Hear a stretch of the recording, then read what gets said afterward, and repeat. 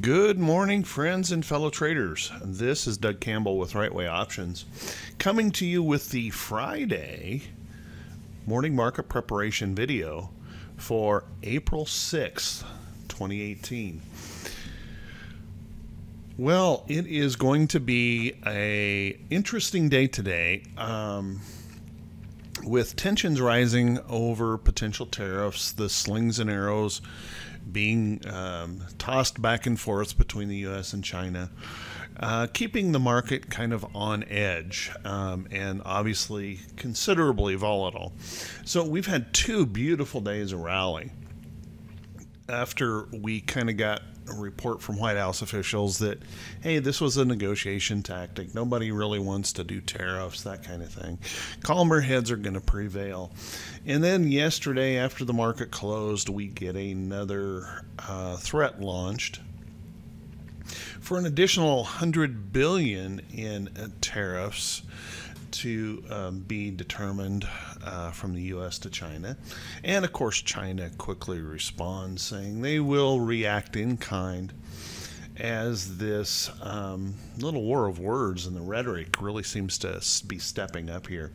So the question I think every trader has to make is, well, first, do you really have any edge here unless you're intraday trading with these kind of big overnight swings that are happening? Because currently we're looking at the Dow futures down 250 points. We were over 400 points down shortly after that news came out yesterday late afternoon in the futures market. Luckily, that has responded back. Will cooler heads prevail here?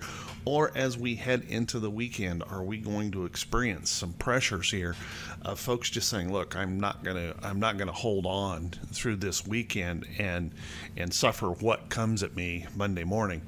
Now it may not be a suffer, it may be a good thing. So the question is, what is your risk tolerance and how much risk do you have in the market? Are you willing to hold it through the weekend and take that risk for the potential reward that might be there if these tensions ease? So it could be a really interesting day. We could see a lot of bumpiness going on. We also have this morning the big employment situation report, and according to the consensus numbers, and that comes out at 8:30 before the market opens. According to the consensus numbers, they're expecting a good report showing that the U.S. has a very strong jobs economy. The problem is there's a lot of hawkish folks that are going to be watching this closely as well. And if that number comes in too good, if we have too much of a good thing, it's going to possibly indicate wage inflation pressures, which obviously translate into the possibility of an economy overheating, and then we have to consider the FOMC stepping in with additional interest rate increases. So a little tension on this one as well. They'll be watching very closely average hourly earnings, I think, on this. If they see much of a spike going on their concerns, that report could also just signal, hey, we're overheating just a little bit here, too much of a good thing, and that could toss a question into the market. So, like I wrote in the morning report this morning, which, by the way, anyone, if you're watching this video and didn't know, there's also a morning blog. You can just look into the description of the video, and there is always a link that'll take you to the morning blog if you would like to learn more about this morning preparation. So what I mentioned in that note this morning is this is kind of like the Goldilocks nursery rhyme on this employment situation report. Excuse me. We need that to come in just right. We need that porridge to be just right. If it's too hot, it's going to cause us a problem. If it's too cold, it may cause us a problem. We need that porridge to be just right. So kind of keep an eye on that when that news comes out this morning. We could see, the market react. Also, keep in mind there's a couple of reports here today that are not likely to move the market, and 3 Fed speakers. So keep that in mind today. On the earnings calendar, we have about 17 companies reporting today. So kind of a light day on the earnings front. But, you know, we always want to pay attention to those earnings, particularly if you own them or thinking about purchasing them. Please make sure you're checking that earnings report when they plan to report. Let's take a look at the overall market here. We had a really good hold at this price support level, right across this price support. And that's a beautiful thing when we see a market responding there. And it's also beautiful that this happens to be the support of the 200-day moving average. So all is well there technically, and it's nice to see that we've moved back up. But we also have to recognize that we're under significant resistance levels, still underneath the 50-day moving average. So we're really in kind of an unknown zone. If we get this pullback this morning and the sellers really take over and push us back down, could really put things into question. However, if we make a higher low and those buyers step in, hey, that's just exactly what we're looking for, right? That higher low, that confirmation, that first look at the possibility of a trend reversal to the upside, and we can maybe look to attack this 25,000 level again in the Dow. So kind of keep an eye on that. It's really important to focus on these technicals in this price action, because price is king. Price is far more important than any indicator out there. And if we learn to follow price, we don't have to worry about prediction or anything like that. We just follow along with the direction of the market. And I can tell you, for me as a trader, once I finally figured that out, it improved my win-loss ratio dramatically. So consider that when you're looking or preparing for your market day. Try not to predict, just move with the market, and you'll find your results improve. Let's take a look at the SPY. SPY also finding that beautiful support area right here and holding on, rallying back above that 200-day moving average. So that is a beautiful thing to keep an eye on. Notice that we're still underneath some resistance areas, and we're still below that 50-day moving average. So some more work to be done here, also in the SPY. This pullback this morning could get serious, but if the bulls step in somewhere in here and give us that higher low, that's exactly the kind of thing that we're looking for. Let's take a quick look at the Qs.